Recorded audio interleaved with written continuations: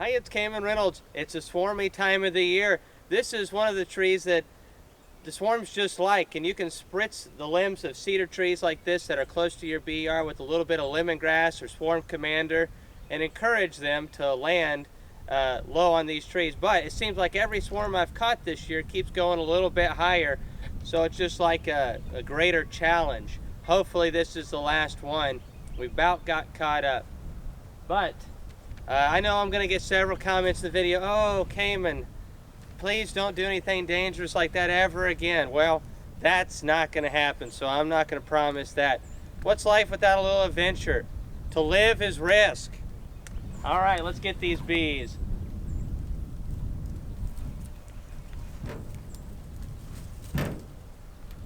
What a nice, huge swarm here. I would hate to lose these. I mean, to tell you, this has got to be 7 or 8 pounds. This is a gorgeous swarm. I'll just get this over just a tad. I love these Jester boxes, by the way.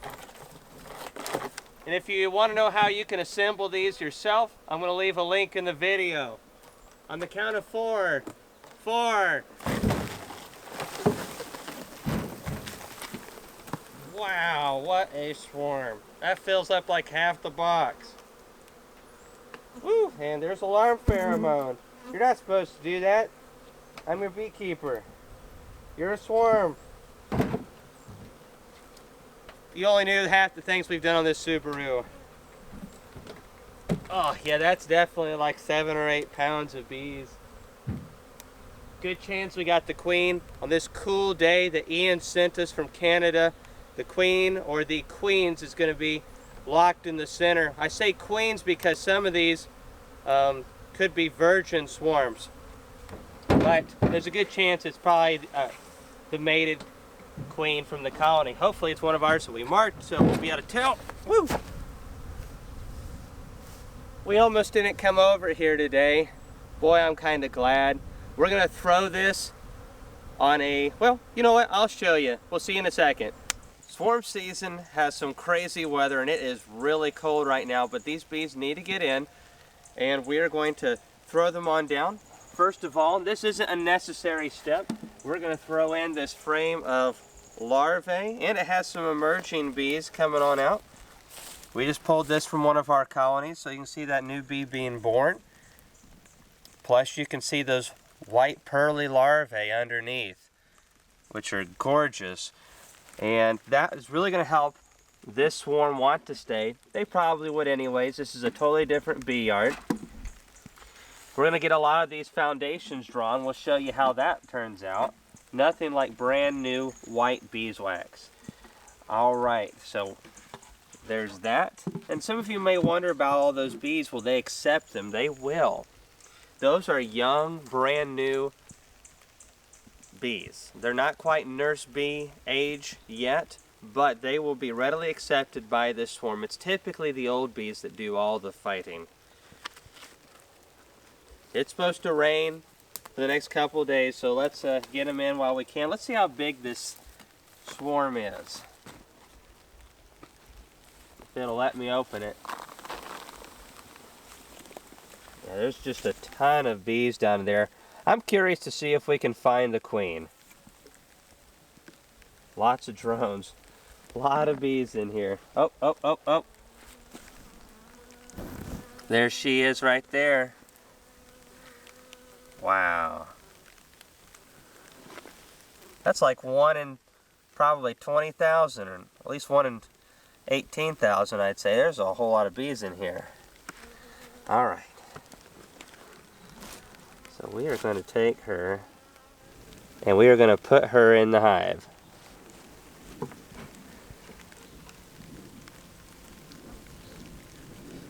Alright, this is where gloves just really don't do you any favors.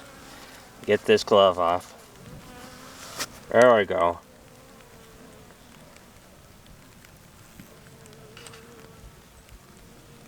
It is really cold today. And none of the bees want to move fast. So we'll just grab her by both her wings. My fingers are really cold today. There we go. Now she'll get down on that frame, and her pheromones are going to help draw the rest of the bees in. Now, I'm sure they would go in anyways. That brood has all kinds of pheromones. And it is cool, cool, cool. Sorry, bees, but weather forecast isn't looking too good in the future either.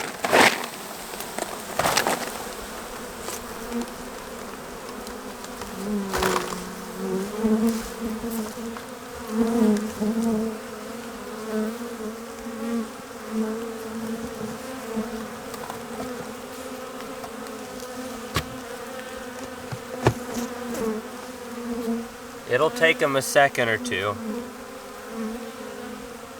but they'll figure it out. You can see a handful of them getting on the entrance. And what we really need is just for a handful of them to realize this is where we want to go and start fanning their wings. And when they do that, they're also sharing the Nasanov gland with the rest of the colony, and they all pick up on that really quick.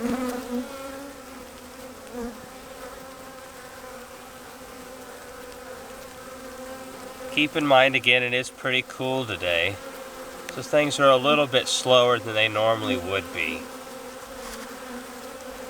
I love bringing swarms to new locations. It really helps me never lose a swarm because we've completely reset where they thought that they may have wanted to go.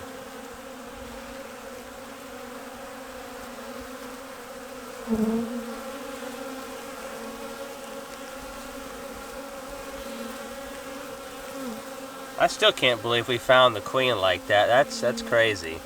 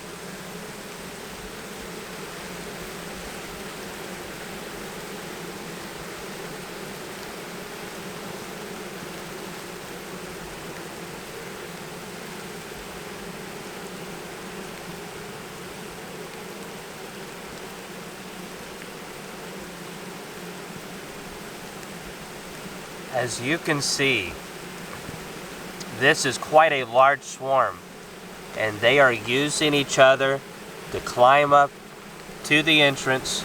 Several honeybees climbing on top of others just to get into the hive, and they're fanning. You can just see how they're twitching their wings and communicating with one another in this cool day. That this is now our hive. They're going to go in here and draw new beeswax. We will show you that. Up here, we have given them a little bit of feed. Actually quite a bit, about 1.5 gallons.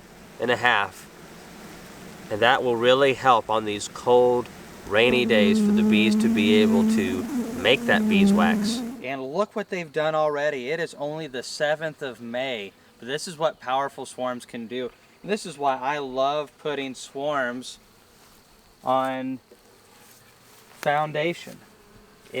Just go ahead and let them draw comb. They want to anyways. You can see this darker comb right here where we put a frame of larvae down in there to help lock them in. And we move them to this location. It was the one I had to stand on the Subaru. But just look at all this. Gorgeous brand new beeswax. And you can see where they've got some of the syrup, and we've got a little bit of a honey flow going on, so there's some of that as well. But they did that in such a short period. I've just now got around to checking them again. Every comb is almost completely drawn, and we've got to get them more space, or they're going to probably swarm again here in the next week or two, which is crazy. So we can't let that happen. So I want to show you what we're going to do to prevent swarming and also get more of these awesome combs drawn. For those of you who don't know, next to the bees themselves, combs are the next most valuable thing in beekeeping. They're very valuable to beekeepers and to the colony. If you watch our other videos, you'll know why. Alright, so what we're going to do is look for a frame that has larvae on it, because the bees have to keep that warm, they have to occupy it, and they're not going to fatten that out. What I mean by that is they'll take honey and they'll actually make the combs really wide for the honey, and beekeepers actually space their combs a little further apart in the honey chambers, supers, all that kind of stuff, in order to be able to more easily uncap it. But they won't do that with larvae, which is perfect for getting foundations drawn next to them. So let's just go ahead and go to it. We've got, look at that pollen right there. That grayish dark stuff is just beautiful looking. I mean, it's just, I don't know what it is. I know some of the brownish black that we have coming in is from the blackberry, but the green stuff, I have no clue. And they've packed it down in there, and it is being turned into bee bread. Alright, so I have got this deep box right here. This will be our second story. And this was the frame that was on the edge. And there's just a little bit of syrup and pollen in it. But it also is just partially drawn on this side. You can see the foundation up here they haven't done much with, but they're drawing it really well. So this is a perfect frame to bring on up, I think.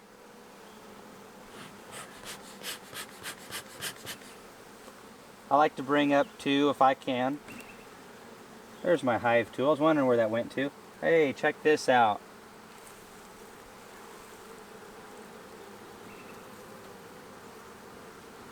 We've got a good bit of capped brood, so... Oh, there's the queen right there. See how she's getting in that little crease right there? Queens do that all the time. They really don't like the sunlight. They're used to a dark cavity. And some queens, especially if you smoke them a good bit, they'll run for those little creases and corners. So we're going to carefully keep an eye on her and drop her down back into this hive so she can feel a little more comfortable. Now hopefully on this next frame over, it won't be capped and it'll be larvae. In a second I'll show you what we're going to do to keep them drawing comb. So yes, there is a bunch of larvae down in here. It's really hard to see because this is the yellow foundation. I recommend for your brood chambers, if you're going to use plastic foundation, use the black. It'll make it so much easier to see. Now over time, as they go through several rounds of brood, the casing, when they're going through their metamorphosis, will build up in there and make it darker, and it'll be easier to see over time. But that's going to be a little while. So we're going to take this frame of larvae and stick the larvae right here. And now we're going to take some of these foundations. We are going to replace those down here where they can draw those out. Don't stick these in between the brood. We definitely don't want any of the brood to be undercovered and get chilled. And I like sticking these to the edge. So check this edge comb right here. They've got it pretty well drawn on that side, but only part of the way on this side. So that's a great frame to move over. They'll draw that out a little bit faster, and since it's not fully drawn, they should do a very good job on this frame also. Now, this frame right here has got eggs in it and that bee bread, so we are going to scoot this foundation over and drop this on down. And make sure that you push the frames back together. You don't want big gaps in between them, or they will make some wider than the others. We got the queen down there. And now I'm just going to take this, stick it right on top. Now this is May, so it typically is our better honey flow time of the year, but on colonies like this, I go ahead and feed them. I know how long our honey flow is. It's not going to last long enough for this colony to give us a honey crop. Plus, I've got a lot of syrup already in here. So we are just going to continue to feed this colony. And these frames right here will be drawn out completely. I might even put on another box if they draw this out pretty rapidly, and maybe try to get 3 deep boxes drawn this year out of this colony. That would be really nice.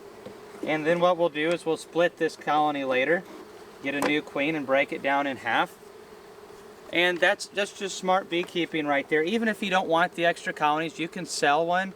But I always think that if you want to have 5 colonies for honey production, it's always good to have 8. Things happen. Bees are very dynamic, forward and backwards. Alright, so when you got that centered in here nicely, and then we're going to take this lid, stick it on top right here, and now we have a bucket feeder, and all it is a 2-gallon bucket feeder that I've had for a while, and just got some holes drilled in it. And we are going to fill this up, and then we are going to put that back on top. That's all we did to get the comb drawn last time. Giving them that little bit of feed is going to help them continue to grow. Those combs are worth quite a bit. And don't listen to those folks that tell you need to cycle combs out every 2 to 3 years. If you have too many, sure, go ahead, but don't throw them away too quick. Many combs can last for up to 10 years. Some people, like myself, have actually kept them a little bit longer. I've never seen any disease or problems with that, but I live in a very rural area with not a lot of, I don't think, contaminants. But generally, at least keep them 5 years, I would say.